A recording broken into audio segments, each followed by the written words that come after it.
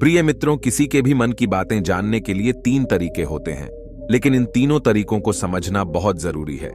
यदि आप इन तीनों तरीकों को समझ लेते हैं तो आप किसी के भी मन की बातें बड़ी ही आसानी से जान सकते हैं, समझ सकते हैं। तो चलिए इसे एक बुद्ध कहानी के जरिए से समझते हैं कि किस तरह से आप दूसरों की मन की बातें जान सकते हैं। बहुत पुरानी बात है। एक छोटा सा गांव था। उस गांव में 2 भाई रहा करते थे। बड़ा भाई अंधा था, जिसके कारण वह हमेशा घर पर ही बैठा रहता था, और छोटा भाई खेती बाड़ी संभालता था। लेकिन खेतों में अधिक जंगली जानवर आने से पूरी फसलें खराब हो जाती थी, जिस कारण छोटा भाई बहुत परेशान हो चुका था। तभी उसे दिमाग में एक तरकीब सूझी। उसने सोचा, खेतों में से इन जानवर को भागने के लिए क्यों ना मैं अपने बड़े भाई की मदद लूं। वैसे भी बड़े भैया अंधे हैं। अगर वह खेत में बैठे रहेंगे और जानवरों की आवाज आने पर वह उन्हें जोर जोर चिल्लाकर भगा सकते हैं, जिससे हमारी फसलें खराब होने से बच सकती है। इसलिए उन्हें मैं खेत में ही बिठा देता हूं। ये सब सोच विचार करने के बाद उसने अपने खेत में ही एक छोटी सी झोपड़ी तैयार कर ली और अपने अंधे भाई को उस खेत में ही बिठा दिया और उनसे कहा, भैया, यदि कोई जानवर की आवाज आपको सुनाई दे तो आप जोर जोर से चिल्लाना। यह सुनकर वह जानवर यहां से भाग जाएंगे और हमारी फसलें खराब होने से बच जाएगी। बड़ा भाई अपने छोटे भाई का कहना मान लेता है और वो उस दिन से खेत में ही रहना शुरू कर देता है और खाना पीना भी वहीं पर करता है। और जब किसी जानवर की आवाज उसे सुनाई देती तो वो तुरंत जोर जोर से चीखना चिल्लाना शुरू कर देता, जिससे वो जानवर उसके खेतों से भाग जाते। ऐसा करते करते कई हफ्ते बीत चुके थे। तभी एक दिन उसके खेत में एक हिरण भागता हुआ आता है और वह खेत के बांध को तोड़कर वहां से भाग गया। लेकिन इस हिरण का पीछा करते हुए एक सम्राट भी उस खेत में आ पहुंचा। तभी सम्राट की नजर उस अंधे भाई पर पड़ती है। सम्राट उस व्यक्ति से कहता है, देखो, मैं यहां पर एक जानवर का पीछा करते हुए आया हूं। क्या तुमने उस जानवर को यहां पर देखा है? इस पर वो व्यक्ति कहता है महाराज, मैं तो अंधा हूं, मैं भला किसी जानवर को कैसे देख सकता हूं। लेकिन मैं आपको इतना जरूर बता सकता हूं कि जो जानवर मेरे खेतों से होकर भागा है वह आपके मतलब का नहीं है। आप उसके पीछे अपना समय यूं ही बेकार कर रहे हैं। सम्राट उस अंधे व्यक्ति की बात सुनकर बड़ा आश्चर्यचकित में पड़ गया। वह यह सोचने लगा कि खैर यह तो अंधा है, फिर इसे कैसे पता कि जिस हिरण को मैं तलाश रहा हूं वह हिरण मेरे लायक है ही नहीं। यह अंधा व्यक्ति मुझे कैसे बता सकता है। तभी सम्राट उस अंधे व्यक्ति से कहता है, कहीं तुम मुझे पागल तो नहीं बना रहे। एक तरफ तुम ये कहते हो कि तुम अंधे हो और दूसरी तरफ तुम यह भी कह रहे हो कि जो जानवर यहां से भागा है वह मेरे लायक नहीं है। इस पर वो अंधा व्यक्ति कहता है, महाराज, जिसे आप एक हिरण समझ रहे हैं, असल में वह एक हिरण नहीं है बल्कि एक हिरनी है, और वो भी गर्भवती है। और जहां तक मुझे ज्ञान है, मैंने कभी किसी सम्राट को किसी गर्भवती हिरनी का शिकार करते हुए नहीं सुना है। और इसी कारण मैं आपसे यह कह रहा हूं कि वो हिरनी आपके लायक नहीं है। आप उसके पीछे अपना समय बेकार ना करें। यह सुनकर सम्राट और भी आश्चर्य में पड़ गया। वो ये सोचने लगा कि आखिर ये अंधा इंसान यह कैसे जान सकता है कि वह हिरनी है और गर्भवती है। सम्राट कुछ देर सोच विचार करने के बाद अपने सेनापति से कहता है, सेनापति जी, मुझे वह जानवर जिंदा चाहिए, क्योंकि मुझे यह पता करना है क्या वह हिरनी है और क्या वह गर्भवती है। क्योंकि यह अंधा आदमी बहुत विश्वास के साथ का रहा है और मुझे इस बात की पुष्टि करनी है। यदि वह हिरनी हुई और गर्भवती हुई तो वह हमारे शिकार के लायक नहीं है, वो हमारे लिए बेकार है, क्योंकि हम तो एक हिरण का पीछा कर रहे थे। इसलिए जाओ और पता करो कि क्या वो हिरनी है। सेनापति सम्राट से आज्ञा लेकर आगे की ओर बढ़ चलता है और कुछ समय बाद जब वह वापस लौट कर आता है और वह सम्राट से कहता है, महाराज, इस अंधे आदमी ने जो भी बातें बताई हैं वह सत्य है। वो एक हिरनी ही है और वह गर्भवती भी है। यह सुनकर सम्राट आश्चर्यचकित रह गया। उसे समझ नहीं आ रहा था कि आखिर अंधा आदमी कैसे पता कर सकता है कि वह जानवर एक हिरनी ही है और तो और वह गर्भवती भी है। भला एक अंधा आदमी यह कैसे देख सकता है, यह कैसे जान सकता है? क्या वह अंधे आदमी के पास दैवीय शक्ति है? आखिर इसे यह कैसे पता चला? ऐसे कई सारे सवाल सम्राट के मन में उमड़ने लगे। अब सम्राट ने यह ठान लिया था कि मुझे इस बात की तह तक पहुंचाना ही है कि आखिर यह अंधा आदमी कैसे जानता है कि वह जानवर एक हिरनी ही है। यह सोचकर सम्राट अंधे आदमी के पास जाता है और उस अंधे आदमी से कहता है, देखो, मैं यह तो नहीं जानता कि तुम सचमुच अंधे हो या नहीं, लेकिन मैं तुमसे एक बात जानने आया हूं। क्या तुम मेरे सवालों का सही सही जवाब दोगे? इस पर अंधा व्यक्ति कहता है, महाराज, आपके मन में जो भी सवाल चल रहे हैं बेझिझक पूछ सकते हैं। मैं आपको बिल्कुल सच सच जवाब दूंगा। इस पर सम्राट कहता है, देखो, एक तो तुम कहते हो कि तुम अंधे हो और दूसरी तरफ तुमने यह बता दिया कि जो जानवर का पीछा मैं कर रहा हूं वह एक हिरनी है, और तो और वह गर्भवती भी है। आखिर तुम्हें यह कैसे पता चला? तुम्हारे खेत में और भी तो जानवर आते होंगे, और भी तो जानवर यहां से गुजरते होंगे, फिर तुमने यह कैसे अंदाज लगाया? तभी वह अंधा व्यक्ति सम्राट से कहता है महाराज, आप जिस हिरनी का पीछा कर रहे थे वही हिरनी जब मेरे खेत में आई, उसकी रफ्तार और उसके भागने की आहट से मुझे यह महसूस हो चुका था कि यह एक हिरनी ही है, और मेरे खेत की जो बंद है वह बहुत छोटी है, उसकी ऊंचाई ज्यादा नहीं है। यदि कोई हिरण होता तो उसे बंद को बड़ी आसानी से लांग जाता, लेकिन वह हिरनी इस बंद को तोड़कर भाग है, और यदि वह इस बंद को छलांग लगाकर पार करने की कोशिश करती तो इससे उसके बच्चे को खतरा होता, और ऐसी बात से मैंने यह पता लगा लिया कि वह गर्भ से है। इस कारण बहुत ज्यादा ऊंची छलांग न लगाकर मेरे खेत की बंद को तोड़ते हुए भाग गई। इस पर सम्राट के मन में एक और सवाल उठा। सम्राट ने कहा, किंतु तुम्हें कैसे पता चला कि वो एक हिरनी ही है? और भी तो कोई जानवर हो सकते हैं। इस पर वह अंधा व्यक्ति कहता है, महाराज, मैं पूरा दिन सुबह शाम यहीं पर बैठा राहत हूं। मैं अंधा हूं, इसलिए शायद खुदा ने मुझे सुनने और समझने की शक्ति बहुत तेज दी है। मैं समझ जाता हूं कि कौन सा जानवर मेरे खेत में आया है, और इसके आधार पर मैं जोर जोर से चिल्लाता हूं ताकि वह मेरे खेत से भाग जाए और मेरे खेत की फसलों को खराब ना कर पाए। सम्राट उसे अंधे आदमी का यह जवाब सुनकर पूरी तरह से संतुष्ट हो चुका था। वह मन ही मन यह सोच रहा था कि यह आदमी भले ही अंधा हो, लेकिन यह तो बड़ा ज्ञानी मालूम पड़ता है। इस आदमी से कुछ ना कुछ तो कम निकलवाना ही चाहिए। यह विचार लिखे हुए सम्राट वहां से वापस अपने महल की ओर लौट जाता है। राजमहल पहुंचने ही सम्राट उसे अंधे व्यक्ति से कहता है, आप तो बड़े ज्ञानी व्यक्ति हैं, आपको किसी भी बात का पता बड़ी आसानी से चल जाता है। आज मैंने आपको यहां पर इसलिए बुलाया है क्योंकि मैं आपसे यह जानना चाहता हूं कि मेरी पत्नी पतिव्रता है या नहीं। इस पर वह अंधा व्यक्ति कहता है महाराज, ये कैसा प्रश्न हुआ?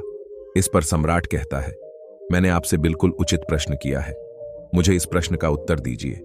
इस पर वह अंधा व्यक्ति कहता है, महाराज, आपकी शादी को इतने साल बीत चुके हैं, और अब आप यह बात क्यों जानना चाहते हैं? आपके मन में ऐसे प्रश्न क्यों उठ रहे हैं? इस पर सम्राट जिद करते हुए कहता है, देखिए, आपको मुझे इस प्रश्न का उत्तर तो देना ही होगा। यदि आप मुझे इस प्रश्न का उत्तर नहीं देंगे तो मैं तुम्हें मौत की सजा दे दूंगा। महाराज के मुख से यह बात सुनकर वह अंधा व्यक्ति कहता है, महाराज, यदि आप इस प्रश्न का उत्तर चाहते हैं तो उसके लिए आपको मेरा एक कम करना होगा। सम्राट कहता है, बोलो, मुझे क्या कम करना होगा? इस पर व्यक्ति कहता है, इसके लिए आपकी पत्नी को मेरे साथ कमरे में अकेले छोड़ना होगा। उसे अंधे व्यक्ति की यह बात सुनकर सम्राट पहले तो गुस्सा हो जाते हैं, लेकिन फिर कुछ सोच विचार करने के बाद वह उसे व्यक्ति की बात मान लेते और अपने सेनापति को आदेश देता है, सेनापति जी, इस व्यक्ति को और मेरी पत्नी को एक कमरे में कुछ देर के लिए अकेला छोड़ दें। सेनापति बिल्कुल वैसा ही करता है। अब सम्राट की पत्नी और अंधा आदमी एक कमरे में बंद हो चुके होते हैं। तभी वह अंधा आदमी सम्राट की पत्नी से कहता है, मुझे आपको छूना है। इस बात पर रानी अत्यधिक क्रोधित हो जाती है और उसे अंधे आदमी को वह पकड़ पकड़ कर पीटने लगती है, कभी हाथों से तो कभी लातों, तो कभी पटक पटक कर। इस तरह से उन्होंने उस अंधे आदमी की खूब पिटाई की। उसके बाद किसी तरह से वह अंधा आदमी अपनी जान बचाकर वहां से भाग निकलता है और वह सम्राट के पास पहुंचता है और वह सम्राट से कहता है, महाराज, आपकी पत्नी पतिव्रता नहीं है। ये बात सुनकर सम्राट अत्यधिक क्रोधित हो उठाता है और राजा अपनी तलवार निकालकर सीधा अपनी पत्नी की तरह जाता है और क्रोधित होकर वह अपनी रानी से कहता है, रानी जी, आज मैं जो भी सवाल आपसे करने वाला हूं उसका मुझे सच सच जवाब दीजिएगा, और यदि आपने एक शब्द भी झूठ कहा तो मैं आपका अभी के अभी सर तन से जुदा कर दूंगा। तभी आगे महाराज कहते हैं, मुझे बताइए, क्या आप पतिव्रता है या नहीं? इस पर रानी कहती है राजन, आप भले ही मुझे जान से मारवा दीजिए, लेकिन मैं पतिव्रता नहीं हूं। सम्राट यह बात सुनकर बहुत खुश हुआ, क्योंकि उसे अंधे आदमी ने जो भी कहा था वह बिल्कुल सच था। यह बात सुनकर तुरंत ही सम्राट उसे आदमी के पास पहुंचता है और आकर उसे अंधे आदमी से कहता है, तुम्हें कैसे पता चला कि मेरी पत्नी पतिव्रता नहीं है? इस पर वह अंधा आदमी कहता है, महाराज, बड़ी सीधी सी बात है। मैंने तो आपकी पत्नी से बस इतना ही कहा था कि मुझे आपको छूना है, और इस बात पर वह इतना क्रोधित हो उठी कि उन्होंने गुस्से एन आकर मुझे लात गुस्सा से पीटना शुरू कर दिया। और भला कोई औरत किसी और मर्द को कैसे छूने देगी है। लेकिन उन्होंने ना आप देखा ना तू, बस लात घूस मुझमें पर बरसाने शुरू कर दिया। एक पतिव्रता नई कभी भी पराई मर्द को नहीं छूती। जब मैंने उसे छूने के लिए कहा था तो वह उसे वक्त मुझे माना कर सकती थी, लेकिन उन्होंने तो मुझे पीटना शुरू कर दिया और देखते ही देखते उन्होंने मेरे पूरे शरीर को खूब पीट लिया। अब आप ही बताइए, ऐसी स्त्री भला पतिव्रता कैसे हो सकती है। पर सम्राट कहता है, तुम तो बड़े ज्ञानी मालूम पड़ते हो। अच्छा ठीक है, चलो तुम मेरे एक प्रश्न का और जवाब दो। यदि तुमने मुझे इस प्रश्न का सही सही जवाब दे दिया तो मैं तुम्हें यहां से जान दूंगा। आगे सम्राट उसे अंधे आदमी से कहता है कि तुम मुझे यह बताओ, क्या मैं सच में अपने पिताजी का ही बेटा हूं या फिर किसी और का। इस पर वह अंधा भी कहता है महाराज, इस बात से आपका क्या लेना देना, आप किसी की भी औलाद हो, आखिर आप हैं तो इस राज्य के सम्राट, इसलिए इस प्रश्न को जान दीजिए। लेकिन सम्राट कहता है, नहीं नहीं, मुझे इस प्रश्न का सही सही जवाब चाहिए, नहीं तो यह प्रश्न मुझे हमेशा परेशान करता रहेगा, इसलिए मैं इसका सही सही जवाब जानना चाहता हूं। यदि तुम इसका सही सही जवाब दे देते हो तो तुम यहां से जा सकते हो, मैं तुम्हें नहीं रोकूंगा। इस पर वह अंधा आदमी कहता है महाराज, इसके लिए तो हमें आपके मां के पास जान की कोई आवश्यकता नहीं है। मैं आपको अभी यह बता सकता हूं कि आप किसकी औलाद है, लेकिन उससे पहले मैं चाहता हूं कि आप मुझे पहले एक वादा करें कि आप मुझ में पर क्रोध नहीं करेंगे। सम्राट ने कहा, मैं तुमसे वादा करता हूं, मैं तुम पर क्रोध नहीं करूंगा। इसके बाद वह अंधा आदमी सम्राट के पास जाकर कहता है, महाराज, आप हैं तो अपने ही पिता के पुत्र, लेकिन आप पर एक कंजूस सेठ की छाया पड़ी हुई है। यह सुन सम्राट बहुत आग बबूला हो उठा और वह तुरंत तलवार निकालकर अपनी मां के पास जा पहुंच। वह वहां पर पहुंचने के बाद अपनी मां से कहता है, मां, मुझे सच सच बताइए, क्या मैं अपने ही पिता का पुत्र हूं या नहीं। यदि आपने मुझे सही सही नहीं बताया तो मैं यहीं पर अपनी जान दे दूंगा। मुझे बताओ, क्या सच है। इस पर उस सम्राट की मां कहती है, बेटा, तू है तो अपने ही पिता का पुत्र, लेकिन तुम्हारे ऊपर एक कंजूस सेठ की आया पड़ी हुई है। जब मैं एक बार नहाने के बाद अपना मुंह आईने में देख रही थी, तभी उसे कांच के पीछे मुझे कंजूस सेठ नजर आता है और इसकी छाया तुम पर पड़ चुकी है यीशु। सम्राट बहुत खुश हो जाता है और वह तुरंत दौड़ा दौड़ा वापस उसे अंधे आदमी के पास पहुंचता है और उसे अंधे आदमी से कहता है, तुम्हें यह कैसे पता चला कि मुझ में पर एक कंजूस सेठ की छाया पड़ी हुई है। इस पर वह अंधा आदमी कहता है महाराज, आपने मुझे कई सारे सवाल पूछे जिनका जवाब मैंने आपको सही सही दिया है। अगर यदि कोई और सम्राट होता तो मुझे इसके बदले में ढेर सारे इनाम मिल चुके होते, लेकिन अब तक आपने मुझे एक छावनियों भी नहीं है। इस बात से ही मैंने अंदाज लगा लिया था कि आप बहुत कंजूस हो। यह बात सुनकर सम्राट जोर से हंसने लगा और कहता है कि आप जो भी मांगेंगे वह मैं आपको अवश्य दूंगा, लेकिन मुझे यह बताओ कि तुम्हें कैसे पता चल जाता है कि कौन सी बात सही है और कौन सी गलत। तुम किसी भी बात का इतना सटीक और सही जवाब कैसे दे पाते हो। इस पर वह अंधा आदमी कहता है, सम्राट, मैं तो वैसे ही अंधा हूं। यदि मेरी आंखें होती तो मैं किसी की भी मन की बातें बड़ी सरलता से जान लेता। मान की एक भाषा होती है और यह भाषा मनुष्य के शरीर के व्यवहार के रूप में बताई जा सकती है। उसकी आंखों से, उसके होठों से, उसके कम करने के तरीके से, उसकी क्रियाओं से पता किया जा सकता है कि उसके मन में क्या चल रहा है।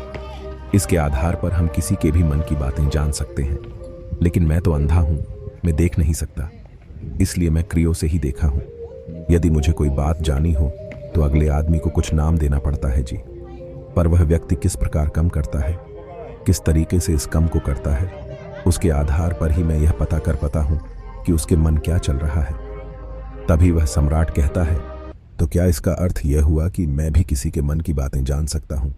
इस पर वह अंधा आदमी कहता है, महाराज, अवश्य आप भी किसी भी व्यक्ति के मन बात जान सकते हैं, किंतु उससे पहले आपको अपने ऊपर कम करना होगा, और वह कम है अपने मन को स्थिर करना होगा, अपने मन को वर्तमान में लाना होगा, जिसके लिए मैं आज आपको 3 तरीके बताने वाला हूं। और ये तीनों ही तरीके बड़े ही आसान और सरल हैं। किंतु महाराज, उससे पहले आपको एक कम करना होगा, अपने मन को एकाग्र करना होगा। जब हम अपने मन को एकाग्र करते हैं, अपने मन को वर्तमान में लौटाना है, तभी हम दूसरे के मन की बात जान सकते हैं, क्योंकि वह आदमी अभी भी अपने मन में वर्तमान में ही सोच रहा है और हमें भी मन को वर्तमान में ही लाना होगा, तभी हम उसके मन की बातें जान सकते हैं। यदि हम अतीत में हुई घटनाओं के बारे में सोच रहे हैं तो वह जो अगल आदमी वर्तमान में सोच रहा है, वर्तमान में अपने मन में बात कर रहा है। वह हम कैसे जान पाएंगे? क्योंकि हम तो अतीत की घटनाओं में डूबे हुए हैं। इसलिए किसी के भी मन की बात जन के लिए सबसे पहले हमें हमारे मन को एकाग्र करना होगा, उसे वर्तमान में लाना होगा। आगे वह व्यक्ति सम्राट से कहता है, महाराज, जो 3 तरीके मैं आपको बताने वाला हूं, इन 3 त्रिकोण से बड़ी आसानी से किसी के भी मां की बातें जान सकते हैं। उसके बाद वह अंधा आदमी सम्राट से कहता है महाराज, जो सबसे पहले तरीका है वह आंखों पर ध्यान देना। किसी व्यक्ति से बात करते वक्त उसकी आंखों में देखना, उसकी आंखों पर ध्यान देना, जो सबसे ज्यादा जरूरी है, क्योंकि आंखें बोलती वहीं पर बहुत कुछ का जाती है। यदि हम किसी व्यक्ति की आंखों के इशारों को समझना सीख जाए तो हम यह जान पाएंगे कि व्यक्ति के दिल दिमाग में क्या चल रहा है, वो क्या सोच रहा है और अभी वह क्या करने वाला है। मेरे पास आंखें नहीं हैं, लेकिन मैंने अपने गुरु से यह विद्या सीखी है, क्योंकि बहुत सालों पहले मेरे पास आंखें थीं और मैं उस वक्त लोगों के मन की बातें केवल उनकी आंखों से ही जान लेता था। इसलिए यदि आप भी दूसरों की मां की बातें जानना चाहते हैं तो आपको भी उनकी आंखों पर गौर करना चाहिए, जैसे कि उनका आकर कैसा है, वह कब, कहां और किधर देख रहे हैं। यदि उसकी आंखें यहां वहां घूम रही है, जब आप उससे बातें कर रहे हैं तो वहां वह इधर उधर मोड़ रहा है, कभी ऊपर तो कभी नीचे, या कभी आसपास, या फिर उसकी आंखें खुश नजर आ रही हैं या फिर आंखें निरसा नजर आ रही हैं, जैसे कि चोर होता है उसकी आंखों में जब हम देखते हैं तो हमें यह पता चला है कि अगले आदमी ने कोई गलती की है। ठीक इस प्रकार जब हम किसी चालक व्यक्ति की आंखों में देखते हैं तो आपको पता चलेगा कि उसकी आंखों में एक भाषा होती है, एक बहुत ही सीधा और आसान तरीका होता है। यदि आपको यह पता लगाना है कि सामने वाला व्यक्ति आपसे झूठ कर रहा है या फिर सच, तो आपको उसकी आंखों पर ध्यान देना अति आवश्यक है। यदि आपसे बात करते वक्त वह व्यक्ति अपनी आंखें यहां वहां घुमा रहा है, ऊपर नीचे इधर उधर दाएं बेन हर जगह देख रहा है, तो इसका अर्थ यह हुआ कि वह उसे बात से निकालने का कोई रास्ता ढूंढ रहा है, वो कोई झूठ बना रहा है। यदि सामने वाला व्यक्ति आपसे कुछ झूठ खाने का प्रयास कर रहा है तो वह आपसे नजर नहीं मिलाएगा, वह इधर उधर देखेंगे, ऊपर नीचे दिखेगा, लेकिन वह आपकी आंखों में आंखें डालकर कभी नहीं देख पाएगा, क्योंकि उसे डर है कि यदि उसने आपकी आंखें डालकर देखा तो उसका झूठ पकड़ा जाएगा और लोगों को सच्चाई का पता चल जाएगा। और इसी प्रकार कुछ और भी भाषण होती है। जब आप किसी की आंखों में आंखें डालकर यह देखना शुरू कर देंगे कि उसके हाव भाव क्या है, ठीक इस प्रकार चेहरे के हाव भाव होते हैं, जिससे हम मन की बातें बड़ी ही आसानी से जान सकते हैं और इन्हें भी समझना बहुत जरूरी है। कभी कभी कोई व्यक्ति अपने चेहरे से जैसे आंख, होंठ और बहुत से कुछ अलग अलग व्यवहार करता है। यदि आप किसी व्यक्ति के चेहरे में गौर करेंगे तो आप आसानी से समझ पाएंगे कि वह व्यक्ति निराशा है, जब व्यक्ति बहुत उदास है, या फिर वह बहुत खुश है, या फिर उसे कोई बहुत बड़ा दुख है, वह अपने अंदर क्या महसूस कर रहा है। ये सारी बातें हम उसके चेहरे के हाव भाव से पता कर सकते हैं। फिर चाहे इंसान जुबान से कुछ बोले या ना बोले, लेकिन आप उसके चेहरे से सब कुछ जान सकते हैं। आगे व्यक्ति से तीसरा तरीका बताते हुए कहता है महाराज, इसी प्रकार तीसरी भाषा भी है, अर्थात तीसरा तरीका भी है। वह है हाथों के इशारे और शरीर का व्यवहार। मन की बात समझना के लिए हमें हाथ के इशारे और शरीर के व्यवहार को समझना बहुत आवश्यक है। कोई व्यक्ति जब बात करता है तो हमने देखा होगा कि वह अपने हाथों को हिलता राहत है, अपने हाथों से इशारा करता राहत है। बटन के साथ साथ अपना शरीर का जो व्यवहार है, अर्थात बॉडी लैंग्वेज, उसका भी पूरा उपयोग करता है, जिससे हमें यह पता चल पाता है कि वह व्यक्ति हमारी बातों पर कितना ध्यान दे रहा है और उसके मन में क्या चल रहा है। शरीर के व्यवहार को देखने के लिए उसके हाथ मटकाने, शरीर मटकते और चेहरे पर बार बार हाथ लाने, हाथों का एक दूसरे से मसलना, ऐसी बहुत सी क्रियाएं होती हैं। उसे पर हमें ध्यान देना बहुत जरूरी है। मन की बात को समझना के लिए हमें शरीर के व्यवहार को भी समझना पड़ता है। यदि हम इन 3 त्रिकोण को सही तरीके से ध्यान देकर इन 3 त्रिकोण को अच्छे से समझ लेते हैं तो हम बहुत जल्दी किसी भी व्यक्ति के मन की बातें बड़ेडी सरलता और सहजता से जान सकते हैं। इसलिए यदि आपको किसी के मन की बातें जानी है तो आपको उसकी आंखों पर, उसके चेहरे पर, उसके शरीर के हाव भाव को और उसके हाथ को ध्यानपूर्वक देखना और समझना होगा, जिससे आप यह समझ पाएंगे कि आखिरकार उसके मन में क्या चल रहा है और वह क्या सोच रहा है। लेकिन उनसे पहले आपको अपने मन को शांत करना होगा, अपने मन को वर्तमान में लाना होगा, तभी आप उसे व्यक्ति की इन सभी क्रियाओं पर ध्यान दे पाएंगे, उन्हें समझ पाएंगे। अन्यथा आप यदि अतीत की घटनाओं में बिजी हैं, भविष्य की योजनाओं में बिजी है, तो आप उसे व्यक्ति के हाव भाव पर कभी मन ही नहीं दे पाएंगे। और नहीं, आप कभी यह समझ पाएंगे कि आखिर उसे व्यक्ति के मन में क्या चल रहा है, वह क्या सोच रहा है। आपने देखा होगा कि ऐसे कई बड़े महान गुरु हैं जो बड़ी ही शांति से आपको देखते हैं और आपको देखकर ही ये बता देते हैं कि आपके मन में क्या चल रहा है, आप उनसे क्या जानने आए हैं। और इसका सबसे बड़ा प्रमुख कारण यही है कि वह आपको पढ़ सकते हैं, आपको समझ सकते हैं, आपकी मन की बातें जान सकते हैं, क्योंकि उनका मन एकाग्र है, शांत है, और यही कारण है कि वह आपके मन की बातें बड़ी आसानी से समझ जाते हैं। तो दोस्तों, आज के वीडियो में बस इतना ही। उम्मीद है आपको यह वीडियो पसंद आई होगी। अगर पसंद आई होगी तो वीडियो को एक लाइक करना मत भूलिएगा। मिलते हैं और एक नई वीडियो के साथ।